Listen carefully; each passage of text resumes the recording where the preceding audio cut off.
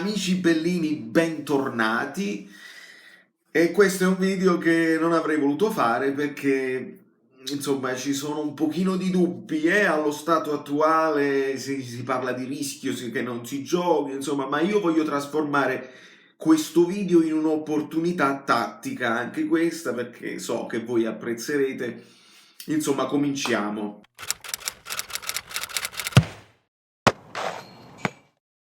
L'app OneFootball mi dà uno spunto tattico per una volta, perché se voi vedete, insomma, squadra preferita Napoli, perché tra le varie notizie che riguardano tutto il mondo, ok, ma se tu vai proprio nel Napoli scopri una serie di cose che riguardano specialmente la nostra squadra.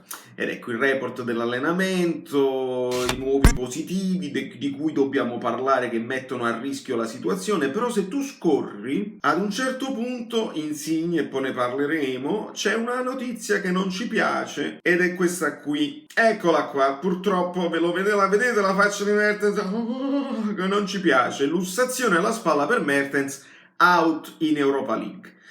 Ora, tutto questo se, e dico solo se, si giochi, perché vedremo gli altri articoli dove si parla del numero dei positivi della Z Alkmaar e quindi una serie di dubbi che possono mettere a rischio la partita, ma noi trasformiamo subito questa cosa in un'opportunità tattica. Infortunio alla spalla per Dries Mertens, Gattuso lo risparmierà in Europa League per averlo a disposizione in campionato, il che mi sembrerebbe un'ottima idea. Quindi a quanto pare lo scontro con Romero, dove lui poi cade rovinosamente perché la spallata regolarina chiamata dal telecronista, vabbè.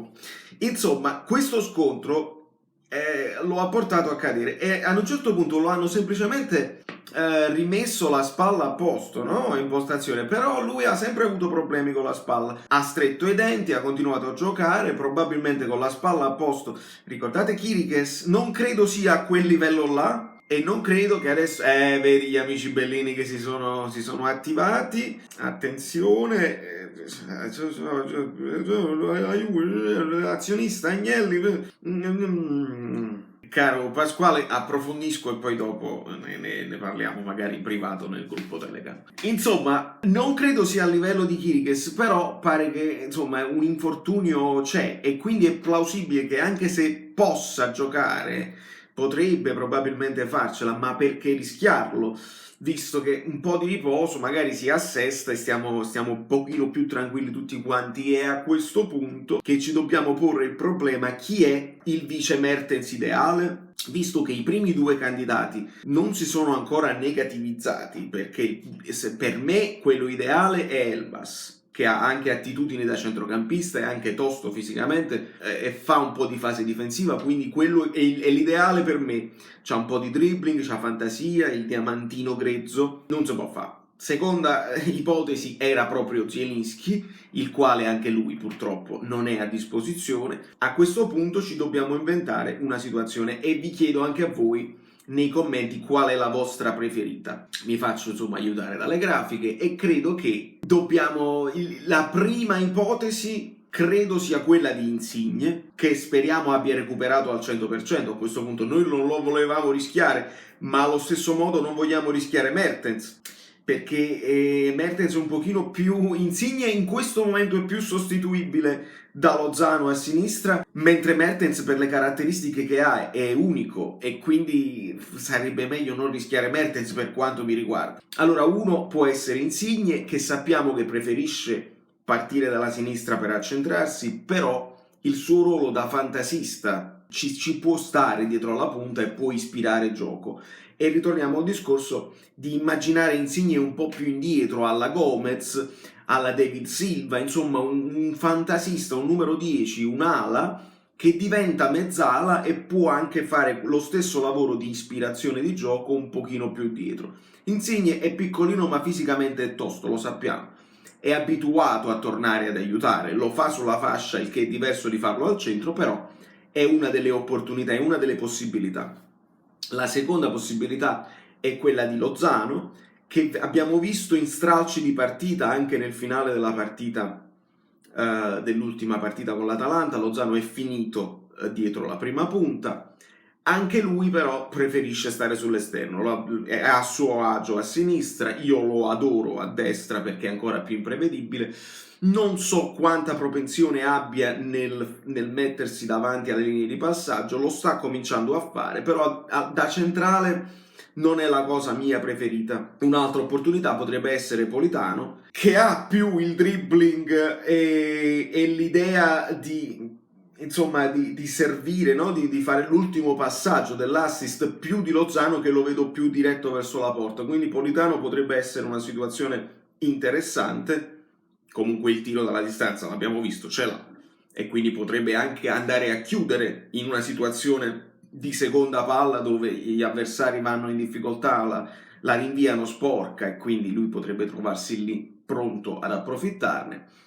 E poi abbiamo due situazioni da outsider, nel senso un po' fantasiosa, un po' non lo so, però la prima è Petagna, una prima punta che per caratteristiche, per suo gioco preferito, viene a prendersi il pallone dietro, protegge la palla e fa salire i compagni, quindi potrebbe farlo, anche se nasce prima punta e quindi il suo movimento parte da prima punta per venire al centro, partendo più dal centro è un pochino più complicato, però può farlo tranquillamente. E un altro è sicuramente Fabian, che ha la qualità per ispirare gioco, ha la qualità per chiudere l'azione, però abbiamo detto finora che lo preferiamo più dietro per la qualità che ha, per far partire l'azione e quindi essere play a tutti gli effetti, schermato da Bakayoko, schermato da Demme, da Lobotka, chi per lui, ci sta piacendo di più da centrocampista centrale, quindi rimetterlo avanti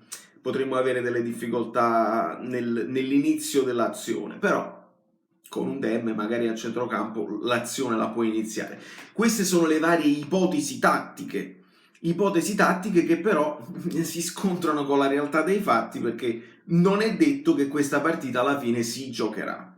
Se noi ci facciamo aiutare dalle notizie, preoccupa il focolaio, interviene l'assessore Borriello, questo l'aveva già fatto. Dopodiché vediamo le ultimissime, no? 4 minuti fa la Z annuncia nuovi casi di positività al coronavirus. Brutte notizie in casa la Z Alkmaar, il club olandese prossimo avversario del Napoli in Europea attraverso un comunicato, bla bla bla. Nella giornata di martedì, oggi è martedì, nuovi casi, attualmente in corso un controllo sulle entità dei contagi. Stretto contatto con la UEFA. Nel pomeriggio il club ha pubblicato, martedì pomeriggio ha rilevato 8 nuovi casi di coronavirus, in totale sono 13 i calciatori ora contagiati. La Z ha seguito attentamente le procedure, la maggior parte dei giocatori testati non mostra sintomi. La settimana scorsa, conclude la 9 persone sono risultate positive, 3 di loro ora sono negative. Questa partita, secondo la UEFA, verrà disputata a meno che le autorità locali non lo proibiscano. La Z andrà in Italia mercoledì con 17 persone. Insomma, questa è l'ultimissima, quindi inutile andare a controllare poi quelle là precedenti. Questa è la realtà dei fatti. Non credo che l'ASL possa bloccare l'arrivo, perché questo è un altro scenario. Se loro li fanno partire, poi dopo De Luca coi lanciafiamme troviamo a Capodichino, chissà. In questo caso, no? Se li bloccassero loro così, noi che facciamo? Ci presentiamo e vinciamo a tavolino? Diventa una situazione impossibile, perché questa è proprio la falla del sistema. Può l'ASL locale ritenere zona rossa, in questo caso la Campania, e quindi dire non è sicuro entrare ed uscire? Diventa una situazione impossibile che non si può prevedere, di cui non si può discutere. Si creerebbe un ulteriore nuovo precedente dove le ASL praticamente regalano punti alle proprie squadre, perché in questo caso non è che negano una trasferta, ma negano l'arrivo. E allora, se poi negano anche le altre, noi che facciamo? Le vinciamo tutti a tavolino? E per come io conosco il Napoli non si presenta al San Paolo, secondo me, per vincerla a tavolino, ma farebbe il paio e direbbe telefoniamo, mettiamoci d'accordo, chiamiamo l'UEFA e vediamo di rinviarla. Non lo so, sono tutte ipotesi campate per aria, Da New York, Valerio Fluido è tutto, mi raccomando, siamo arrivati a 3000, continuate perché ascoltate a questo. Amici bellini, vi siete iscritti al canale? Lasciate il like, se non vi siete iscritti al canale siete completamente pazzi. E se arriviamo a 5000 iscritti, io poi vi faccio un regalo. Estrazione a sorte, si chiama giveaway, da Brooklyn, Valerio Solido, no, Saverio Solido, non mi ricordo.